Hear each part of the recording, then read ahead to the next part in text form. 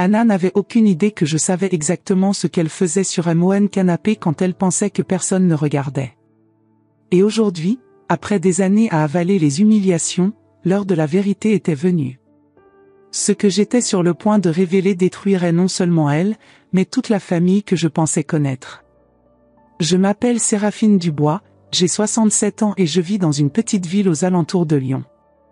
Aujourd'hui, je vais raconter comment j'ai découvert que ma belle-fille était bien plus qu'une simple traîtresse, elle était une criminelle calculatrice qui a failli détruire ma vie. La pluie fine de septembre mouillait mon visage pendant que je marchais dans la rue des Marronniers, la même rue où je suis né il y a 67 ans. Mon esprit est retourné 3 mois en arrière, quand tout a commencé à s'effondrer. C'était un dimanche de juin, un de ces jours parfaits de l'été français. J'avais préparé mon fameux coq au vin pour le déjeuner en famille, comme je le faisais tous les dimanches depuis 15 ans. Pierre, mon fils unique, est arrivé avec Anna et mon petit-fils Julien de 6 ans. « Bonjour, grand-mère » a crié Julien en courant dans mes bras. Ce garçon était ma raison de vivre depuis que mon mari Robert est mort d'un infarctus il y a 8 ans. Anna m'a salué avec ce sourire forcé que je connaissais bien. À 34 ans, c'était une belle femme, mais il y avait quelque chose dans ses yeux qui m'a toujours dérangé. Une froideur calculatrice que Pierre, aveuglé par l'amour, n'a jamais remarquée. « Séraphine, quelle odeur merveilleuse !» a-t-elle dit avec cette voix mielleuse qu'elle utilisait quand elle voulait quelque chose. Pendant le déjeuner, j'ai remarqué qu'Anna était étrangement distraite, vérifiant constamment son portable. Pierre, comme toujours, était trop occupé par le travail pour le remarquer. « Maman, l'entreprise se développe. Nous allons ouvrir une filiale à Marseille », a annoncé mon fils avec fierté. « Je vais devoir voyager plus dans les prochains mois. » J'ai vu les yeux d'Anna briller pendant une seconde. « Quelle opportunité incroyable, mon chéri », a-t-elle répondu, mais je connaissais ce ton. Il y avait quelque chose derrière cet enthousiasme. Après le déjeuner, pendant que Pierre jouait avec Julien dans le jardin, Anna m'a demandé de parler en privé. « Séraphine, il faut que je parle d'une chose délicate », a-t-elle commencé, s'asseyant dans le fauteuil de velours bleu qui avait appartenu à ma mère. Pierre est très stressé par le travail. Peut-être que ce serait mieux si tu espaçais un peu les visites. J'ai senti un froid dans l'estomac. Comment ça, Anna? Je viens ici tous les dimanches depuis 15 ans. Je sais, mais il a besoin de temps pour se concentrer sur la famille nucléaire. Tu comprends, non? Parfois la présence de la belle-mère peut être étouffante. Ces paroles m'ont frappé comme une gifle. Mais j'ai avalé l'humiliation, comme je le faisais toujours par amour pour mon fils. Si c'est ce que tu penses être le mieux, ai-je murmuré, sentant mon cœur se briser. À partir de ce jour, ma vie a changé drastiquement. Les visites sont devenues sporadiques, toujours avec Anna inventant des excuses, Pierre était fatigué, Julien avait des devoirs, elle ne se sentait pas bien. C'est en juillet que le premier incident suspect s'est produit. J'étais allé au supermarché Carrefour du centre-ville quand j'ai vu Anna sortir d'un café avec un homme grand, brun, bien habillé. Ils se sont embrassés sur la bouche avant de se séparer. Mon premier réflexe a été de la confronter, mais quelque chose m'a dit d'être prudente. Anna était manipulatrice et arriverait à retourner la situation en sa faveur. Pendant des semaines, cette image m'a tourmentée. Il fallait que je découvre qui était cet homme et ce qu'Anna tramait vraiment. En août, j'ai profité du fait que Pierre était parti à Marseille et j'ai proposé de m'occuper de Julien. Anna a hésité, mais elle n'avait pas d'autre option.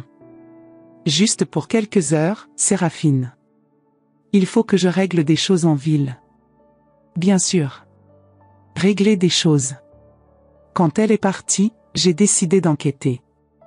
Je suis allé jusqu'au bureau que Pierre avait aménagé dans la chambre d'amis. Ces dernières années, Anna avait pris le contrôle des finances de la famille, disant qu'elle était plus organisée que mon fils. Ce que j'ai trouvé m'a horrifié. Les relevés bancaires montraient des virements réguliers vers un compte que je ne connaissais pas. De petites sommes, mais constantes, 500 € ici, 8 cents là. Au cours d'une année, c'était plus de 12 000 € qui avaient disparu. J'ai tout photographié avec mon portable, les mains tremblant de colère et d'incrédulité. Mais le pire restait à venir. En cherchant plus de preuves, j'ai trouvé un dossier caché derrière les livres de Pierre. À l'intérieur, des lettres d'amour écrites à la main. Des lettres qu'Anna avait reçues de quelqu'un qui s'appelait Laurent. « Ma chère Anna, disait l'une d'elles, j'ai hâte que nous soyons ensemble pour toujours. Dès que tu auras réussi à te débarrasser des obstacles, nous pourrons vivre notre amour librement. » Des obstacles. Elle parlait de Pierre et Julien comme d'obstacles. Une autre lettre était encore plus explicite, le plan fonctionne parfaitement. La vieille Séraphine ne se doute même pas qu'elle est préparée pour porter le chapeau des disparitions d'argent. Quand tout éclatera, Pierre la chassera de la famille pour toujours. Mon monde s'est effondré. Ce n'était pas seulement de la trahison, c'était une conspiration cruelle pour me détruire et voler tout à ma famille. Cette nuit-là, j'ai pleuré comme je n'avais pas pleuré depuis la mort de mon mari. Mais les larmes se sont vite transformées en détermination. Si Anna voulait une guerre, elle aurait une guerre. J'ai commencé à tout documenter obsessionnellement. Je suivais Anna discrètement, je photographiais ses rendez-vous avec Laurent, j'enregistrais les conversations quand c'était possible. J'ai découvert qu'il était un conseiller financier sans scrupules qui appliquait des arnaques à des familles aisées. La méthode était toujours la même, séduire l'épouse, manipuler les finances de l'intérieur, puis planter des preuves contre un membre de la famille pour provoquer une rupture définitive. En septembre, Anna a intensifié les attaques contre moi. Elle a commencé à raconter des mensonges à Pierre sur ma supposée interférence dans l'éducation de Julien. « Ta mère remplit la tête de Julien avec des idées dépassées », se plaignait-elle. Elle lui a dit qu'il n'avait pas besoin d'obéir à ses parents. Pierre, fatigué par les voyages constants, croyait aveuglément aux paroles de sa femme. « Maman, s'il te plaît, laisse Anna éduquer notre fils comme elle le pense », m'a-t-il demandé lors d'une conversation tendue. Je savais que c'était une question de temps avant qu'Anna n'arrive à m'éloigner complètement. Mais j'avais un plan. La dernière semaine de septembre, j'ai su que Pierre partirait de nouveau à Marseille. 3 jours d'absence. Assez de temps pour qu'Anna retrouve Laurent sans s'inquiéter. C'est à ce moment-là que j'ai installé la caméra. J'ai acheté une micro-caméra de sécurité dans un magasin d'électronique à Lyon. Le vendeur, un jeune homme sympathique, m'a aidé à configurer l'application sur le portable. « Madame, cette caméra a la vision nocturne et enregistre en haute définition », m'a-t-il expliqué. Parfaite pour surveiller la maison. S'il avait su pourquoi j'allais vraiment l'utiliser. J'ai profité de l'absence d'Anna et Pierre pour installer l'appareil derrière le cadre d'un tableau ancien dans le salon. Il avait une vision parfaite sur le canapé, le même canapé qui avait appartenu à ma belle-mère et que j'avais offert en cadeau quand ils se sont mariés. L'ironie était amère. Ce meuble, témoin de 3 générations d'amour dans la famille Dubois, serait le théâtre de la plus grande trahison. Pierre est parti un lundi. Le mardi, vers 14 h, mon portable a vibré avec la notification de mouvement de la caméra. Ils étaient là. Anna et Laurent, s'embrassant passionnément encore dans l'entrée de la maison. Elle l'a guidé directement vers le salon, où ils se sont allongés sur mon canapé sacré. J'ai tout enregistré, ressentant un mélange de dégoût et de satisfaction. J'avais enfin les preuves dont j'avais besoin. Mais ce que j'ai entendu pendant cet enregistrement de 2 heures était bien pire que ce que j'imaginais. « Tout se déroule parfaitement », a dit Anna, arrangeant ses cheveux après l'acte. La vieille Séraphine ne se doute même pas que j'ai déjà planté les preuves des virements bancaires à son nom. Laurent a ri. « Tu es génial, mon amour. » Quand Pierre découvrira que sa propre mère lui volait de l'argent, il la chassera sans réfléchir à 2 fois. Et le mieux, a continué Anna, c'est qu'après ça je peux demander le divorce en prétextant que je ne supporte plus de vivre dans une famille de criminels. Je garderai la maison, la garde de Julien et encore une bonne pension. Et nous pourrons vivre notre amour librement, a complété Laurent. Ils ont ri ensemble, planifiant ma destruction comme si c'était un jeu amusant. Mais Anna a commis une erreur fatale. Pendant que Laurent était aux toilettes, elle a téléphoné à quelqu'un. Oui, c'est Anna. Je veux prendre rendez-vous avec Pierre pour demain. Dis-lui que c'est à propos d'irrégularités dans les comptes de la famille. Non, pas besoin de donner de détails. Dis-lui juste que j'ai découvert quelque chose qu'il faut qu'il sache d'urgence. C'était le signal que j'attendais. Anna avait décidé d'accélérer le plan.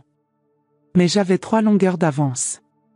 Cette même nuit, j'ai copié tous les fichiers de la caméra, organisé les preuves et préparé ma vengeance. Je n'allais pas seulement me défendre, j'allais détruire Anna de la même façon qu'elle prévoyait de me détruire. Le mercredi matin, j'ai téléphoné à Anna. Bonjour, Anna. Je peux passer cet après-midi? Je veux parler d'une chose importante avec toi. J'ai perçu la tension dans sa voix. À propos de quoi, Séraphine? À propos de l'avenir de notre famille. Je pense qu'il est temps de mettre les points sur les i. Elle a accepté, pensant probablement que j'allais finalement accepter d'être écartée. Pauvre Anna. Elle n'avait aucune idée de ce qui l'attendait. Vous n'imaginez pas ce qui s'est passé quand j'ai confronté Anna avec toute la vérité. Sa réaction a été si choquante qu'elle a changé tout ce que je pensais de la méchanceté humaine. Mais ce qui m'a le plus surprise, c'est de découvrir qu'elle n'était pas seulement une traîtresse, elle faisait partie de quelque chose de beaucoup plus grand et plus sinistre. Restez avec moi, car ce qui suit va vous laisser sans voix point. Je suis arrivé chez Pierre à 15h pile, portant un dossier de documents et mon portable avec tous les enregistrements. Mon cœur battait à tout rompre, mais ma détermination était inébranlable. Cette fois-ci, c'était Anna qui allait trembler. Anna m'a accueilli avec ce sourire faux habituel, mais j'ai perçu la nervosité dans ses yeux. Elle savait que quelque chose était différent. Il y avait une tension dans l'air, comme l'électricité avant un orage. Entre, Séraphine. Tu veux un café, a-t-elle proposé, essayant de maintenir la normalité. Non, merci. Je préfère aller droit au but. Je me suis assise sur le canapé, le même canapé où j'avais surpris sa trahison 2 jours plus tôt. L'ironie était délicieuse. Chaque fois que je regardais ce meuble, je repensais aux images sordides que j'avais filmées. Anna s'est installée dans le fauteuil en face, croisant les jambes avec une élégance calculée. Elle portait une robe bleu marine, des bijoux discrets mais coûteux. Toujours cette apparence parfaite qui cachait tant de pourriture. Anna, en combien d'années de cohabitation, tu me considères comme une vieille idiote? Elle a cligné des yeux, visiblement mal à l'aise avec la question directe. Je voyais ses mains se crisper légèrement sur les accoudoirs du fauteuil. Séraphine, je ne comprends pas. Laisse-moi reformuler, ai-je interrompu, ouvrant le dossier avec un geste théâtral. Depuis combien de temps tu me considères assez stupide pour ne pas remarquer que tu voles mon fils? Le sang a disparu de son visage. Son teint naturellement pâle est devenu livide, presque gris. J'ai savouré ce moment de panique pure dans ses yeux. De quoi tu parles, a-t-elle balbutié. J'ai posé les relevés bancaires sur la table basse, les étalant comme un jeu de cartes révélant une main gagnante. Je parle de 12 340 € qui ont disparu du compte joint à toi et Pierre au cours des 12 derniers mois. Anna a tenté de garder son sang-froid, mais ses mains tremblaient légèrement. Elle a regardé les documents comme si c'étaient des serpents venimeux. Séraphine, tu es confuse. Ces relevés montrent des virements réguliers vers un compte au nom de Laurent Beaumont, ai-je continué impitoyablement. Le même Laurent avec qui tu te retrouves les mardis et jeudis au café de la rue Victor Hugo. J'ai sorti mon carnet où j'avais noté méticuleusement chaque rencontre, chaque horaire, chaque détail de leur rendez-vous clandestin. Mardi 15 août, 14h30. Mercredi 23 août, 16h15. Jeudi 7 septembre, 15h45. Dois-je continuer? Maintenant elle était visiblement ébranlée. Ses yeux dardaient de droite à gauche, cherchant une échappatoire. Tu m'as suivi? J'ai fait ce que n'importe quelle mère ferait pour protéger son fils d'une vipère, ai-je répondu froidement. Mais ce n'est même pas le pire. J'ai pris mon portable et ouvert la vidéo de la trahison. Le son a résonné dans le salon silencieux, les gémissements, les mots d'amour, les plans sinistres. Anna est devenue blanche comme un linge. Où tu as eu ça? Juste ici, ai-je pointé vers le tableau sur le mur. Sur ce canapé que tu as profané avec ta trahison dégoûtante. Elle s'est levée brusquement, tentant d'attraper mon portable. Efface ça maintenant. Assieds-toi, ai-je ordonné avec une autorité que je ne savais pas posséder. Je n'ai pas fini. Anna a obéi, calculant probablement ses options qui se réduisaient comme peau de chagrin. Maintenant, je vais te raconter ce qui m'a vraiment mise en colère, ai-je continué, savourant chaque mot. Ce n'était pas de découvrir que tu es une adultère sans vergogne. Ce n'était même pas de savoir que tu voles l'argent de ma famille. J'ai fait une pause dramatique, observant le désespoir grandir dans ses yeux. Ce qui m'a mise en colère, c'est de découvrir que tu prévoyais détruire ma réputation, m'accuser d'être une criminelle et m'éloigner de mon propre petit-fils pour toujours. Anna a tenté de nier, mais j'ai continué sans lui laisser le temps de mentir. La vieille Séraphine ne se doute même pas que j'ai déjà planté les preuves des virements bancaires à son nom, ai-je cité ses propres paroles. Ce sont tes mots exacts, mardi dernier à 15h42, pendant que tu étais allongé sur ce canapé avec ton amant. Elle s'est effondrée. Littéralement effondrée sur le canapé, enfouissant son visage dans ses mains. Mais je n'en avais pas fini avec elle. Tu veux savoir ce que j'ai découvert d'autre pendant mes petites enquêtes, ai-je continué, sortant d'autres documents de mon dossier. Laurent Beaumont n'est pas seulement ton amant. C'est un escroc professionnel. Il a un casier judiciaire pour fraude financière. 3 condamnations entre 2018 et 2022. Anna a relevé la tête, les yeux rougis. Comment tu? J'ai mes sources, ai-je menti avec aplomb. En réalité, j'avais simplement demandé à Madeleine, une amie du club de bridge qui travaille à la mairie, de faire quelques recherches discrètes. Et tu sais quoi? Laurent a utilisé exactement la même méthode avec au moins 2 autres familles. À Bordeaux en 2019, à Toulouse en 2021. À chaque fois, une belle-mère a été accusée de vol et chassée de sa famille. Le visage d'Anna est passé de la pâleur au verdâtre. Elle commençait à comprendre l'ampleur de ce dans quoi elle s'était embarquée. Séraphine, tu ne comprends pas, je peux expliquer. Expliquer quoi? Ai-je explosé, me levant pour la dominer de toute ma hauteur. Expliquer comment tu as séduit mon fils innocent pour voler notre famille? Expliquer comment tu prévoyais faire de moi une criminelle aux yeux de mon propre fils? Expliquer comment tu allais séparer Julien de la seule grand-mère qu'il est? Ces larmes ne m'émouvaient pas le moins du monde. C'étaient des larmes de désespoir, pas de repentir. Des larmes de quelqu'un qui venait de réaliser que son plan parfait était en train de s'effondrer. S'il te plaît, a-t-elle supplié. Ne dis rien à Pierre. Je romps tout avec Laurent. Je rends l'argent. Je jure que plus jamais. Trop tard, ai-je coupé net. Tu as fait ton choix quand tu as décidé de m'utiliser comme bouc émissaire. J'ai repris mon portable et lui ai montré un autre enregistrement, celui d'une conversation téléphonique entre elle et Laurent de la veille. Chérie, demain je vais tout raconter à Pierre, disait la voix d'Anna. Je vais lui dire que j'ai découvert que Séraphine détournait de l'argent. J'ai les preuves plantées sur son ordinateur. Après ça, elle ne pourra plus jamais s'approcher de notre famille. Anna est restée pétrifiée. Comment tu as réussi à enregistrer ça? Tu as sous-estimé une vieille idiote, ai-je répondu avec un sourire amer. Tu pensais que j'étais juste une belle-mère chiante et dépassée. Mais tu as oublié que j'ai élevé Pierre seul après la mort de son père. Tu as oublié que j'ai construit une vie entière en luttant contre des gens comme toi. Je me suis levée et ai marché jusqu'à la fenêtre, regardant le jardin où mon petit-fils jouait tous les week-ends. Les roses que j'avais plantées l'année dernière étaient en pleine floraison, un symbole de beauté et de permanence au milieu de toute cette laideur. Tu sais ce qui m'attriste le plus, Anna? Ce n'est même pas la trahison. C'est de savoir que Julien va grandir sans comprendre pourquoi sa grand-mère a disparu de sa vie. Parce que c'était ça ton plan, n'est-ce pas? M'éloigner complètement. Elle a finalement trouvé sa voie. Séraphine, s'il te plaît, pense à Julien. Si tu racontes tout à Pierre, tu vas détruire notre famille. Je me suis retournée pour l'affronter, sentant toute la colère accumulée des derniers mois. Notre famille? Notre famille, ai-je crié.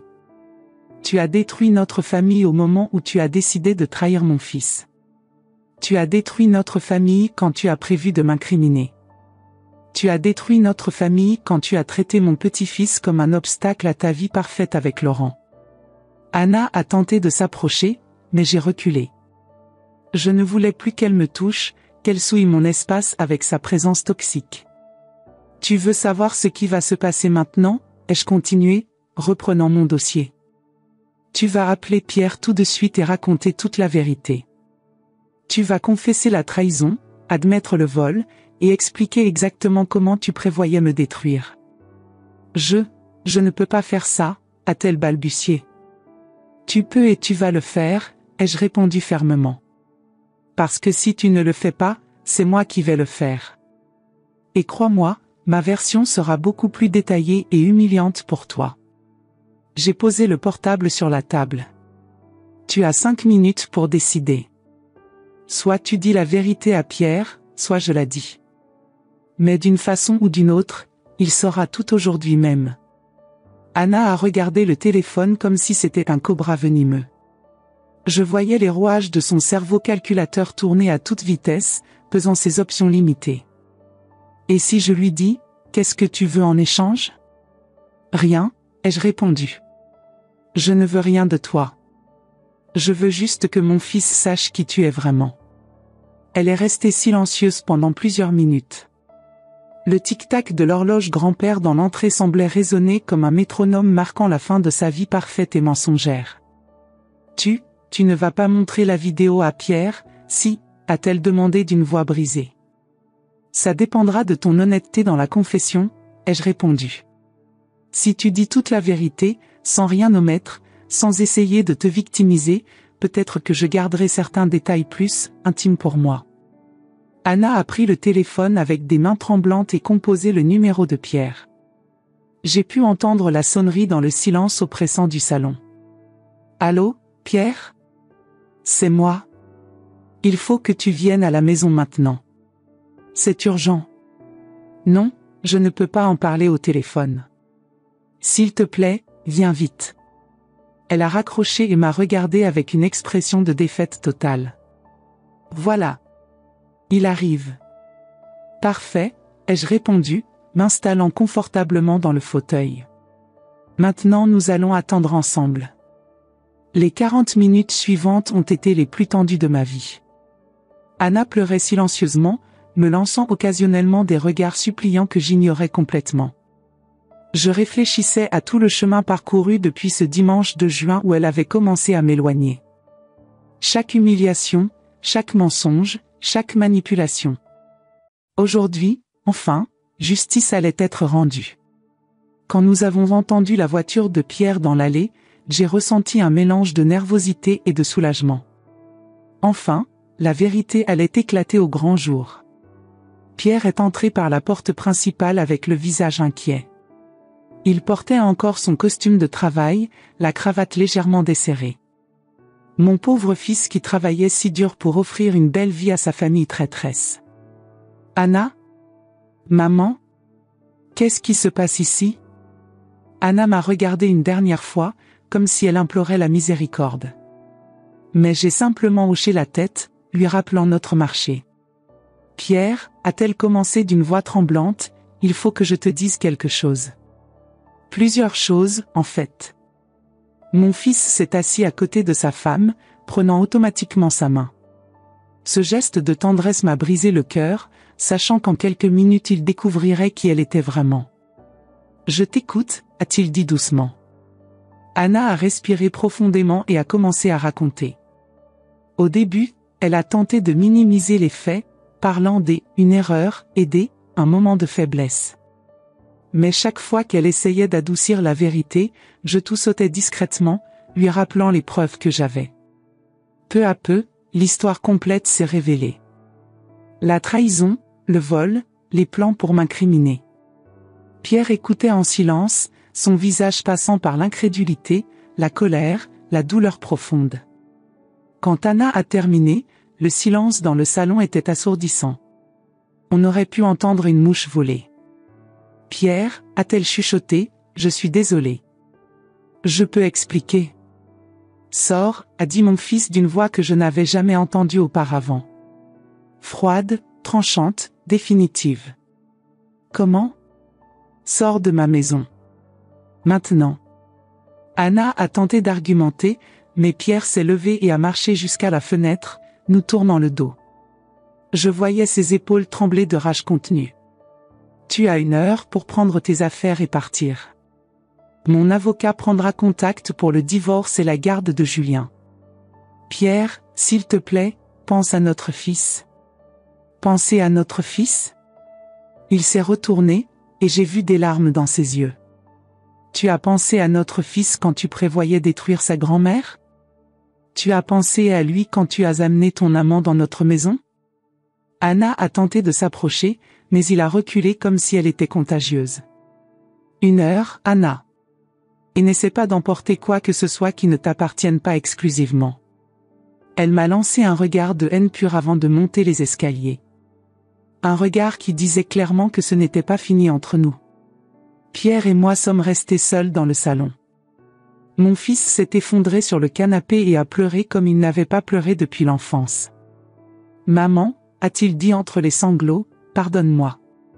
Pardonne-moi de ne pas avoir cru en toi, d'avoir laissé cette femme te maltraiter, de... » « Ça suffit » ai-je interrompu, m'asseyant à côté de lui pour l'embrasser. « Tu es mon fils. Tu seras toujours mon fils. Peu importe ce qui arrive. » Nous sommes restés enlacés jusqu'à ce qu'Anna descende avec 2 valises, 1 heure plus tard. « Ce n'est pas fini » a-t-elle dit sur le seuil, s'adressant à moi. « Tu vas payer pour avoir détruit ma famille. » « Je n'ai rien détruit » ai-je répondu calmement. « Tu as tout détruit toute seule. » Elle est partie en claquant la porte, et je ne l'ai plus jamais revue. Enfin, nous étions libres. 2 semaines se sont écoulées depuis qu'Anna a été chassée de notre maison. Oui, notre maison, parce que Pierre a insisté pour que je revienne m'installer afin d'aider avec Julien. « Maman, ça a toujours été ta maison aussi » m'a-t-il dit le lendemain de la confession. Anna n'a jamais eu le droit d'essayer de t'éloigner. Il y avait quelque chose de profondément symbolique dans ce retour. Chaque objet dans cette maison portait une part de notre histoire familiale. Le vase en porcelaine que j'avais offert pour leur pendaison de crémaillère, les photos de Julien bébé que j'avais prises, le service de table qui avait appartenu à ma mère. Anna avait tenté d'effacer ma présence, mais ses souvenirs étaient indestructibles. L'adaptation n'a pas été facile. Julien était confus par la disparition soudaine de sa mère. Ses petits yeux innocents cherchaient sans cesse Anna dans les coins de la maison, et chaque fois qu'il demandait « Où est maman ?», mon cœur se brisait un peu plus. Pierre et moi avons dû trouver une façon délicate d'expliquer que parfois les adultes commettent des erreurs graves et doivent partir. Comment expliquer à un enfant de 6 ans que sa mère était une menteuse et une voleuse sans détruire complètement son innocence ? Grand-mère, m'a demandé Julien un matin en prenant son petit déjeuner, maman ne m'aime plus ? Mon cœur s'est brisé. J'ai pris mon petit-fils dans mes bras et choisi mes mots avec un soin infini. Ses cheveux bouclés sentaient encore le shampoing à la pomme que j'utilisais pour lui quand je le gardais. Mon petit, maman traverse des moments difficiles. Mais ça n'a rien à voir avec toi. Tu es un garçon merveilleux et tu seras toujours aimé. Mais pourquoi elle ne vient plus me voir ? Pourquoi elle ne m'a pas dit au revoir ? Ces questions d'enfant étaient comme des poignards. Comment expliquer l'égoïsme et la cruauté d'Anna à un être si pur ? Parfois, mon chéri, les adultes font des choses qui les obligent à partir loin. Mais tu as papa et tu as grand-mère, et nous ne partirons jamais. Pierre faisait de son mieux pour être père et mère à la fois. Je voyais la douleur dans ses yeux, mais aussi sa détermination farouche à protéger Julien de nouveaux traumatismes. Il avait pris un congé parental partiel pour passer plus de temps à la maison, réorganisant complètement sa vie professionnelle. Les soirs, après que Julien s'endormait, Pierre et moi restions dans le salon à parler. Il me racontait ses journées au bureau, les regards compatissants de ses collègues qui avaient appris pour le divorce, les questions indiscrètes auxquelles il devait répondre. « Maman, comment j'ai pu être si aveugle ?» me demandait-il souvent. « Comment j'ai pu ne pas voir qui elle était vraiment ?» Mon fils, Anna était une professionnelle de la manipulation. Elle avait de l'expérience, des techniques rodées. Tu n'es pas le premier homme intelligent à se faire avoir par une femme comme elle. C'était un jeudi gris de novembre, 3 semaines après l'expulsion d'Anna, que nous avons reçu une visite inattendue qui allait changer notre compréhension de toute cette affaire. J'étais en train de préparer le dîner, un pot-au-feu traditionnel, la recette de ma grand-mère, quand la sonnette a retenti. Pierre était dans son bureau, en visioconférence avec son équipe de Marseille. Julien jouait dans sa chambre avec ses Legos. J'ai ouvert la porte pour trouver 2 personnes en uniforme. Mon sang s'est glacé d'un coup. Est-ce qu'Anna avait tenu sa promesse de me nuire ?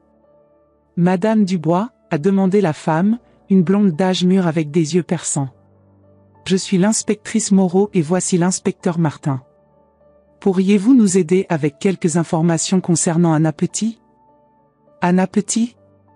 Ce n'était même pas son vrai nom ? Bien sûr, ai-je répondu, essayant de cacher ma nervosité. Mais puis-je demander de quoi il s'agit ? Nous enquêtons sur un réseau d'escroquerie financière, a expliqué l'inspectrice. Anna Petit, qui utilisait le nom de jeune fille Moreau, et Laurent Beaumont sont accusés d'avoir escroqué au moins cette famille dans la région de Lyon au cours des 2 dernières années. J'ai senti une onde de compréhension choquante me traverser. Anna n'était pas seulement une traîtresse opportuniste, c'était une criminelle professionnelle faisant partie d'un réseau organisé. Un réseau d'escroquerie, ai-je demandé, invitant les policiers à entrer. Pierre est descendu, alerté par les voix. Son visage s'est assombri en voyant les uniformes, mais il s'est joint à nous dans le salon avec un calme apparent. Oui, madame, a continué l'inspectrice Moreau en sortant un dossier épais. Leur méthode est toujours la même, Laurent identifie des familles prospères avec des situations vulnérables, généralement où il y a une veuve ou une personne âgée avec accès à des ressources financières importantes. Anna s'approche ensuite d'un membre de la famille, habituellement par le biais de relations romantiques. Elle a ouvert le dossier, révélant des photos, des documents, des organigrammes complexes. Une fois qu'elle a gagné la confiance, il commence à manipuler les finances de l'intérieur tout en plantant des preuves contre la personne âgée pour provoquer une rupture familiale. Ainsi, ils obtiennent un accès total aux ressources sans interférence. L'inspecteur Martin, un homme jeune aux cheveux roux, a ajouté « Mais vous n'êtes pas les seules victimes. Anna a eu 3 mariages précédents. Tous ont fini de la même façon. Le mari a chassé sa propre mère de la famille après avoir découvert qu'elle volait de l'argent. » Pierre et moi nous sommes regardés, choqués. Nous n'étions qu'une famille de plus sur une longue liste de victimes. « Mon Dieu !» a murmuré Pierre. Elle avait tout planifié depuis le début. « Exactement !» a confirmé l'inspectrice. Anna Petit, dont le vrai nom est André Rousseau, a un historique de fraude qui remonte à 2015. Laurent Beaumont est son complice depuis 2018, mais il a commencé ses activités criminelles bien plus tôt. Elle a sorti une série de photos de famille et nous les a montrées une par une. Famille Leclerc à Bordeaux, elle a épousé le fils veuf, détourné 45 000 € et fait en sorte que la belle-mère de 72 ans soit chassée de la famille en disgrâce. La pauvre femme a fait un infarctus 6 mois plus tard. Mon cœur s'est serré. Une femme de mon âge, victime de la même manipulation cruelle. Famille Rousseau à Toulouse, même méthode, 38 000 € détournés. La belle-mère de 69 ans a tenté de se suicider après avoir été accusée faussement de vol. Elle a survécu, mais elle ne s'est jamais remise psychologiquement. Chaque cas était une variation du même plan diabolique. Je me sentais physiquement malade en pensant à toutes ces familles détruites de l'intérieur. Famille Berger à Nice, 52 000 € volés. La belle-mère de 74 ans est morte seule dans un hospice, rejetée par ses propres enfants qui la croyaient coupable. Les larmes me sont montées aux yeux. Toutes ces femmes, toutes ces grand-mères arrachées à leur famille, mortes dans la solitude et la honte à cause d'Anna et Laurent. Comment avez-vous découvert la connexion ? A demandé Pierre, sa voix tremblant de colère. Grâce à votre mère, en fait, a répondu l'inspectrice avec un sourire respectueux. Quand vous avez présenté les preuves de la fraude au commissariat, nous avons enquêté plus profondément et découvert le schéma. Anna a commis une erreur, elle a utilisé le même compte bancaire pour recevoir l'argent de votre famille et de la famille précédente. Je me suis tourné vers Pierre. Tu as porté plainte ? Bien sûr, maman. Je n'allais pas laisser cette femme voler notre famille et s'en sortir impunément. Elle devait répondre de ses actes devant la justice. L'inspectrice Moreau a souri chaleureusement. Madame Séraphine, vos preuves ont été fondamentales pour démanteler tout le réseau. Sans vos enregistrements et documents méticuleux, nous n'aurions probablement jamais réussi à connecter tous les cas. Votre courage et votre détermination ont sauvé d'autres familles. J'ai ressenti une onde de satisfaction profonde. Mon obsession pour les preuves avait aidé à protéger d'autres familles innocentes. Où sont-ils maintenant ? Ai-je demandé. Anna a été arrêtée hier à Marseille. Elle tentait d'appliquer la même escroquerie sur une autre famille, mais cette fois nous l'observions. Laurent était déjà en garde à vue depuis une semaine. Et l'argent, c'est Anki Pierre. Nous traçons leurs biens. Ils possédaient des comptes dans 4 banques différentes, plus des investissements immobiliers achetés avec l'argent volé. Vous devriez récupérer la majorité de ce qui a été volé, plus des dommages et intérêts. L'inspecteur Martin a ajouté, nous avons trouvé un appartement luxueux à Cannes au nom de Laurent, acheté avec l'argent de leurs victimes. Une voiture de sport, des bijoux coûteux. Ils vivaient comme des rois avec la souffrance d'autrui. Après le départ des policiers, Pierre et moi sommes restés assis en silence, digérant tout ce que nous venions d'apprendre. L'ampleur de la manipulation et de la cruauté d'Anna dépassait tout ce que nous avions imaginé. « Maman », a finalement dit Pierre, « pardonne-moi de ne pas t'avoir fait confiance dès le début. » Mon fils, Anna était une spécialiste de la manipulation. Elle a trompé plusieurs familles avant la nôtre. Et des familles probablement plus méfiantes que nous. Mais j'aurais dû remarquer les signes. Tu as toujours été une mère dévouée. Je n'aurais jamais dû douter.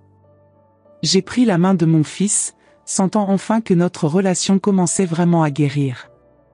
Pierre, l'important c'est que nous ayons découvert la vérité à temps. Julien a encore sa famille, et Anna n'a pas réussi à nous détruire. En fait, elle nous a rendus plus forts. Cette nuit-là, après que Julien s'est endormi, Pierre et moi avons eu une longue conversation sur l'avenir. Il avait décidé qu'il avait besoin d'être professionnel pour traiter la trahison et la manipulation qu'il avait subies. « Je vais voir un psychologue », a-t-il dit. « J'ai besoin de comprendre comment j'ai pu être si aveugle, comment je n'ai pas réussi à voir qui elle était vraiment. Et surtout, j'ai besoin d'apprendre à faire confiance à nouveau. Tu n'étais pas aveugle, mon fils. Tu étais amoureux. Et des gens comme Anna se spécialisent dans l'exploitation de nos sentiments les plus purs. » Au cours des semaines suivantes, notre routine s'est réorganisée naturellement. J'ai repris mes habitudes d'avant, je préparais le petit déjeuner de Julien le matin, je l'accompagnais à l'école, je préparais ses repas préférés. Pierre avait adapté ses horaires de travail pour être plus présent, rentrant plus tôt le soir pour participer aux devoirs et aux jeux. « Grand-mère », m'a dit Julien un jour pendant que nous faisions des cookies dans la cuisine, « pourquoi maman est vraiment partie ?» C'était la question que je redoutais, mais que je savais qu'elle viendrait. Je me suis agenouillé pour me mettre à sa hauteur, regardant ses yeux innocents si semblables à ceux de Pierre enfant. « Julien, parfois les adultes font des choix qui blessent les gens qu'ils aiment. Ta maman a fait des choix qui ont beaucoup blessé papa et grand-mère. Elle va revenir ? Non, mon petit. Mais tu as papa et tu m'as moi.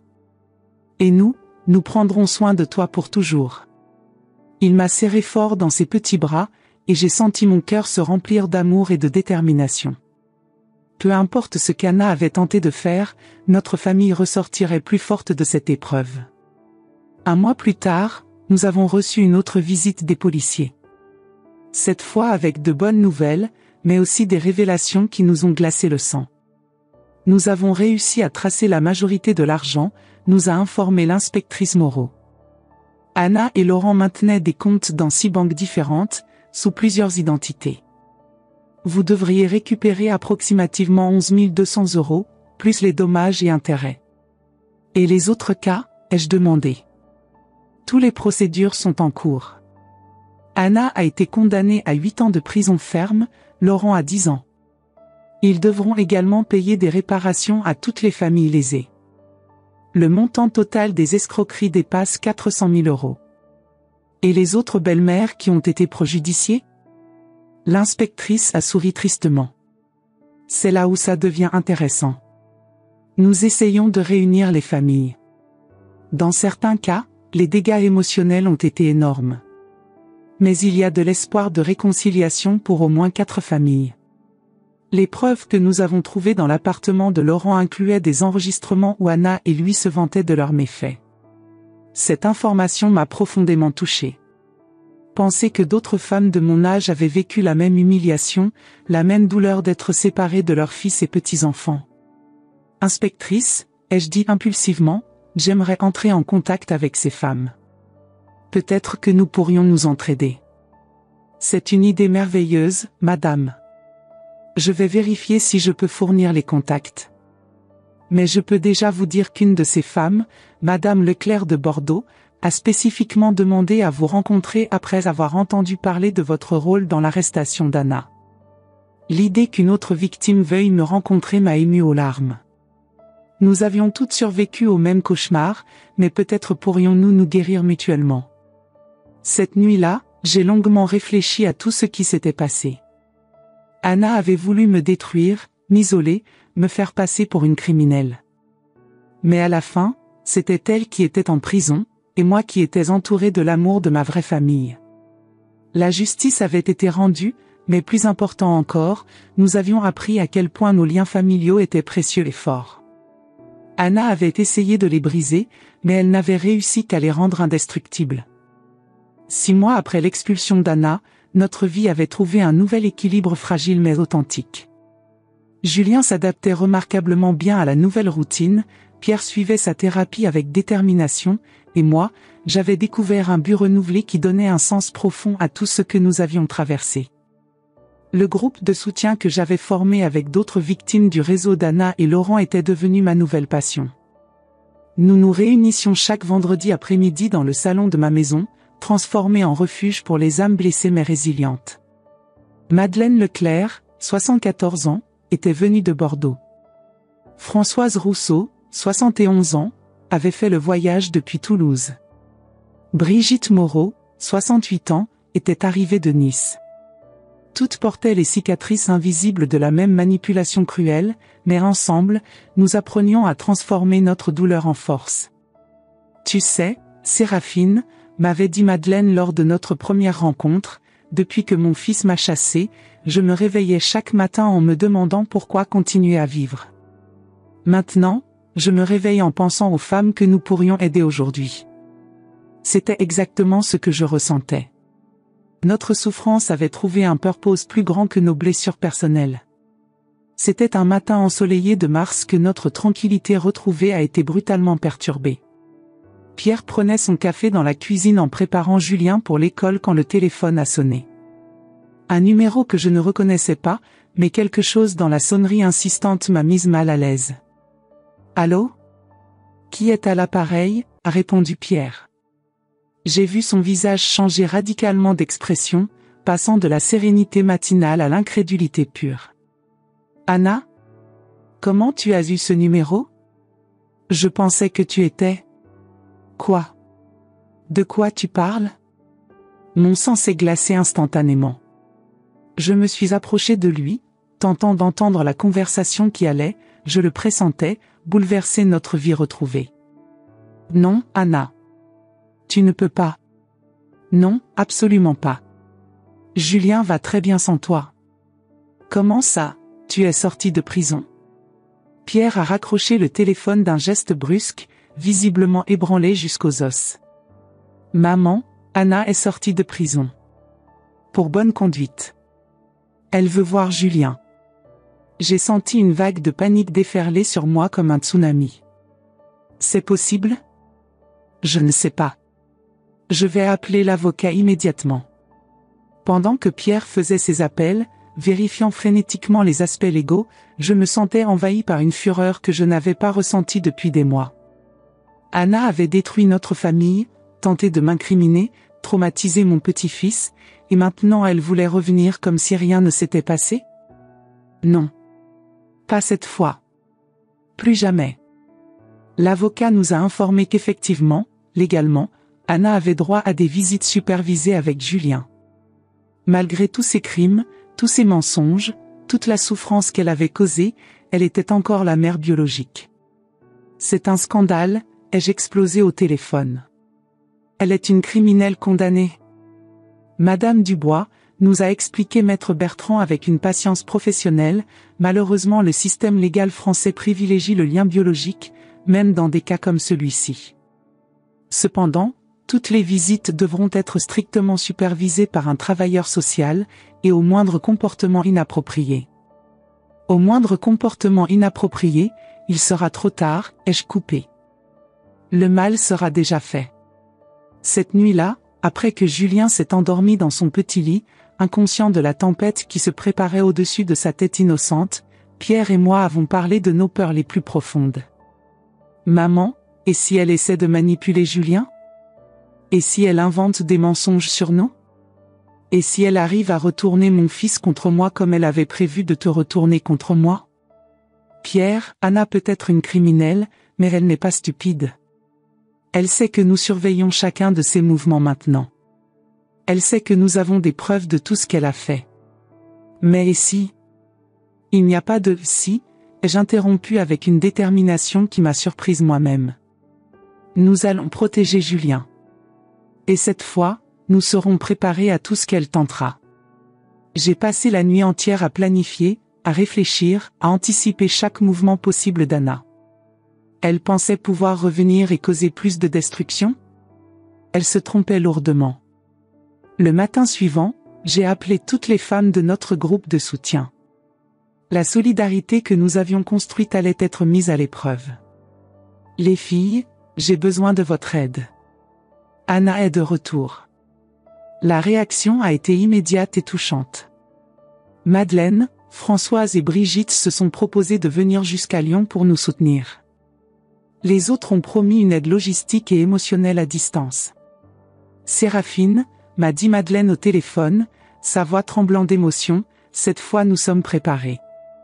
Anna ne réussira plus à faire mal à personne. Le jour de la première visite supervisée, nous avons organisé une véritable opération de protection. Françoise était venue de Toulouse, Brigitte de Nice, et même de nouvelles membres du groupe, Marie-Claire de Marseille et Sylvie de Montpellier, avaient fait le déplacement.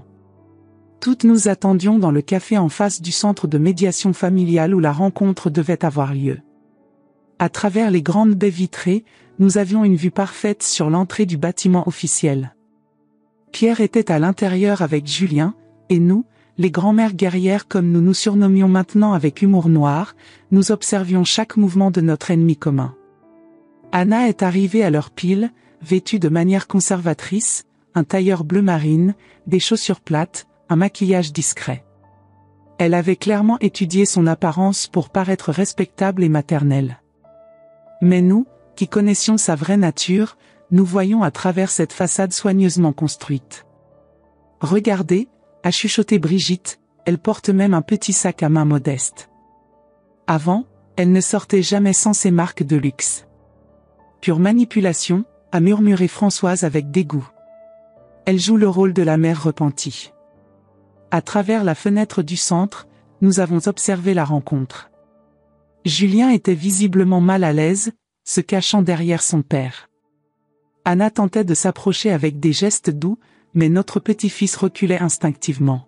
« Mon Dieu !» ai-je murmuré, regardez comme il la fuit. Les enfants sentent le danger, même quand ils ne comprennent pas. C'est bon signe, a commenté Marie-Claire. Ça montre qu'elle n'a pas d'emprise émotionnelle sur lui. Anna a sorti de son sac des cadeaux coûteux, un robot télécommandé dernier cri, des livres illustrés, des friandises.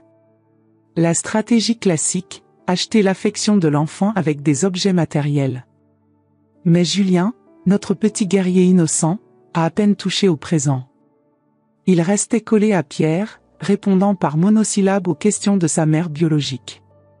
Après une heure qui nous a semblé une éternité, Pierre est sorti avec Julien. Anna est restée à discuter avec l'assistante sociale responsable de la supervision. Comment ça s'est passé, ai-je demandé à Pierre quand ils se sont approchés du café. Julien lui a à peine parlé. Il se souvenait qu'elle était partie et avait fait pleurer papa. Anna a essayé de dire que tout avait été un grand malentendu, qu'elle avait été accusée à tort. Et l'assistante sociale?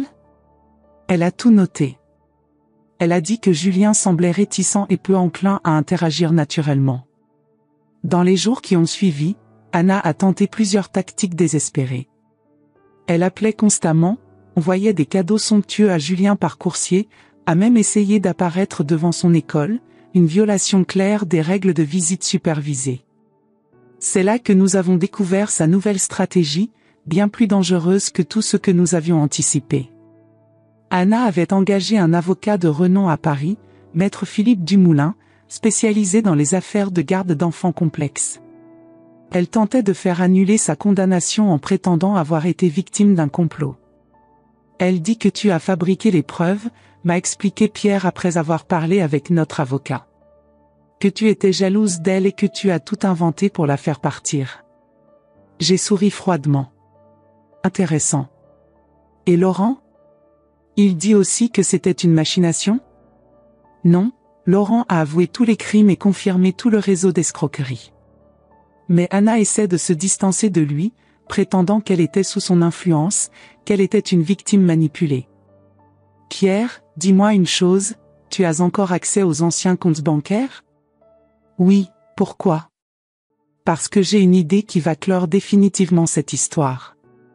Cette nuit-là, je me suis renfermé dans le bureau avec mon ordinateur portable et j'ai commencé ma propre enquête parallèle. Si Anna pensait pouvoir mentir sur notre famille, j'allais lui montrer ce qu'était une vraie investigation menée par une femme déterminée. Ce que j'ai découvert a dépassé mes pires cauchemars. Anna avait ouvert de nouveaux comptes bancaires après sa sortie de prison. Et, chose incroyable, elle manipulait déjà de l'argent suspect. Elle n'avait rien appris, rien changé, elle recommençait ses escroqueries. Mon Dieu, ai-je murmuré pour moi-même en examinant les relevés que j'avais obtenus grâce à des contacts dans notre réseau de victimes, elle n'a pas arrêté. Elle remet ça. J'ai commencé à tracer les mouvements financiers avec l'aide de Françoise, qui avait travaillé dans la comptabilité avant sa retraite. Anna utilisait une nouvelle identité, Marie Dubois, ironiquement en utilisant mon nom de famille. Elle s'approchait d'une famille aisée de Cannes, un veuf de 58 ans, François Mercier, propriétaire d'une chaîne de restaurants, avec 2 enfants adolescents et une mère de 81 ans vivant avec eux. Elle va recommencer exactement le même schéma, ai-je réalisé avec horreur. Cette famille n'a aucune idée de ce qui l'attend. Grâce à notre réseau de victimes devenues vigilantes, nous avons réussi à rassembler une quantité impressionnante d'informations. Anna avait créé de faux profils sur les réseaux sociaux, se présentait comme une consultante en décoration d'intérieur récemment veuve. Les photos de profil la montraient dans une version idéalisée d'elle-même, souriante, élégante, avec des citations inspirantes sur la résilience et l'amour. Pure manipulation émotionnelle. J'ai immédiatement contacté l'inspectrice Moreau. Inspectrice, Anna commet de nouveaux crimes. J'ai les preuves. Madame Séraphine, c'est très grave. Si elle viole les termes de sa libération conditionnelle, elle ne viole pas seulement les termes, elle essaie d'escroquer une nouvelle famille. J'ai transmis toutes les preuves à la police, relevés bancaires obtenus légalement, capture d'écran des réseaux sociaux, même des enregistrements de conversations téléphoniques que nous avions réussi à obtenir grâce à nos contacts dans différentes villes. Mais ce n'était pas tout. En fouillant plus profondément, j'ai découvert qu'Anna était en contact avec d'autres criminels qu'elle avait rencontrés en prison. Elle était en train de monter un nouveau réseau, encore plus sophistiqué que le précédent. Elle apprend de ses erreurs, ai-je expliqué à Pierre. Cette fois, elle ne se contente pas de voler de l'argent. Elle planifie quelque chose de beaucoup plus grand. Anna avait recruté 2 complices, une femme de 45 ans spécialisée dans l'usurpation d'identité, et un homme de 35 ans expert en cybercriminalité. Ensemble, ils prévoyaient de cibler non pas une famille à la fois, mais plusieurs simultanément à travers toute la France. La police a agi avec une rapidité qui m'a impressionné. Anna a été arrêtée 3 jours plus tard, en flagrant délit de tentative d'escroquerie dans un restaurant de Cannes, en pleine opération de séduction du veuf François Mercier. « Comment tu as découvert tout ça ?» m'a demandé Pierre, émerveillé par l'ampleur de mon enquête. Mon fils, Anna m'a enseigné une leçon précieuse, ne jamais sous-estimer une femme déterminée à protéger sa famille. Mais elle a aussi créé son pire ennemi sans le savoir. Le plus beau dans tout ça, c'est que par avoir violé sa libération conditionnelle et commis de nouveaux crimes avec circonstances aggravantes, Anna a perdu automatiquement tous ses droits de visite avec Julien. Elle ne peut plus s'approcher de vous, a confirmé notre avocat avec satisfaction. La nouvelle sentence est de 12 ans ferme, sans possibilité de libération conditionnelle. De plus, l'enquête sur le nouveau réseau a révélé des ramifications internationales. Elle risque des poursuites dans d'autres pays européens. Cette nuit-là, j'ai organisé un dîner spécial pour célébrer avec toutes les femmes de notre groupe. Elles étaient toutes venues, Madeleine, Françoise, Brigitte, Marie-Claire, Sylvie, et 3 nouvelles membres qui s'étaient jointes à nous récemment. La table de la salle à manger n'avait jamais accueilli un groupe si divers mais uni par une expérience commune de survie et de renaissance. Mes chers amis, ai-je dit en levant ma coupe de champagne, nous avons découvert que notre plus grande vengeance n'est pas de détruire celle qui nous a fait mal. Notre plus grande vengeance est de nous rendre plus fortes et de protéger d'autres personnes de vivre les mêmes souffrances. À la force des femmes qui refusent d'être des victimes, a trinqué Brigitte, ses yeux brillants de fierté retrouvée. À la famille qui se reconstruit plus forte, a complété Madeleine, regardant Pierre et Julien avec tendresse. Julien, qui était assis à table avec nous, a levé son verre de jus de pomme avec un sérieux adorable. À grand-mère Séraphine, qui protège tout le monde. J'ai ri à travers mes larmes. À 67 ans, j'avais découvert que ma vraie force ne résidait pas dans la vengeance, mais dans la capacité de transformer la douleur en protection, le trauma en croissance, la solitude en communauté. Pierre s'est approché et m'a embrassé. « Maman, tu as sauvé notre famille. Pas seulement d'Anna, mais de toutes les autres Anna qui existent dans le monde. Non, mon fils. Nous avons sauvé notre famille. Ensemble. Et maintenant, nous aidons d'autres familles à se sauver aussi. » J'ai regardé par la fenêtre du salon, voyant le jardin où Julien jouait tous les jours, en sécurité et protégé. Le rosier que j'avais planté en mémoire de mon mari Robert était en pleine floraison, symbole de continuité et d'amour qui traverse les générations. Anna avait essayé de détruire cela, mais elle n'avait réussi qu'à nous rendre plus unis, plus vigilants, et paradoxalement plus ouverts aux autres victimes qui avaient besoin d'aide. Sur le canapé, ce même canapé qui avait été le théâtre de tant de trahisons, maintenant Julien regardait ses dessins animés les week-ends, Pierre lisait ses livres le soir, et moi je faisais du tricot tout en racontant des histoires de la famille. Anna pensait qu'elle allait réussir à m'humilier, me chasser, me détruire. Mais ce qu'elle n'avait pas prévu, c'est qu'une vieille idiote de 67 ans pouvait être plus maligne, plus déterminée et infiniment plus forte qu'une criminelle professionnelle avec des années d'expérience. La vraie ironie ? En tentant de m'utiliser comme bouc émissaire, Anna avait créé la personne qui serait responsable de sa chute définitive et de son enfermement pour de très longues années. Et aujourd'hui, pendant qu'elle purge sa peine de 12 ans dans une prison de haute sécurité, moi je suis ici, prenant soin de mon petit-fils, soutenant mon fils, dirigeant un réseau qui a déjà aidé plus de 80 familles à se protéger d'escroqueries similaires à travers toute l'Europe. Notre groupe de soutien est devenu une véritable organisation reconnue par les autorités. Nous donnons des conférences dans les commissariats, nous formons les travailleurs sociaux, nous avons même créé une application mobile pour signaler les comportements suspects. Ça, c'était ma vengeance. Non pas la détruire, mais me reconstruire plus forte qu'elle n'avait jamais imaginé que je puisse l'être. Parce qu'à la fin, j'ai découvert que la meilleure façon de vaincre un prédateur, c'est de devenir la protectrice de ses futures victimes. Anna voulait que je disparaisse de la vie de ma famille. Au lieu de ça, je suis devenue le centre d'une famille élargie qui inclut maintenant des dizaines de femmes courageuses qui ont survécu aux mêmes épreuves. Et ça, mes chers amis, c'est la vengeance la plus douce de toutes, celle de transformer leur tentative de nous détruire en la force qui nous fait renaître et protéger les autres. L'histoire d'Anna se termine dans une cellule de prison. La mienne continue chaque jour, entourée d'amour, de respect, et du sentiment profond d'avoir trouvé ma vraie mission dans la vie. Parfois, les fins les plus heureuses naissent des commencements les plus douloureux. Et parfois, la plus belle vengeance, c'est de refuser d'être brisé. Vous qui êtes arrivés jusqu'ici avec moi dans ce voyage, votre présence pendant tous ces moments m'a fait me sentir moins seul. Peut-être reconnaissez-vous quelque chose de familier dans cette histoire. Peut-être avez-vous ressenti le même serrement de cœur que j'ai ressenti quand j'ai découvert qui Anna était vraiment. S'il y a une chose que j'ai apprise à 67 ans, c'est que notre âge n'est pas synonyme de fragilité. Au contraire, nous sommes des guerrières qui ont survécu à des décennies de défis, et cette expérience nous donne une force que les jeunes ne comprennent pas encore. Racontez-moi dans les commentaires, avez-vous déjà vécu quelque chose de semblable ? Avez-vous déjà senti que quelqu'un de proche essayait de vous éloigner de votre propre famille ? Ou peut-être connaissez-vous une histoire similaire ? Votre expérience peut aider une autre personne qui traverse le même moment difficile que j'ai traversé. N'ayez pas honte de partager. Ici, nous nous soutenons. Ici, nous nous comprenons. Et si cette histoire a touché votre cœur d'une manière ou d'une autre, abonnez-vous à la chaîne.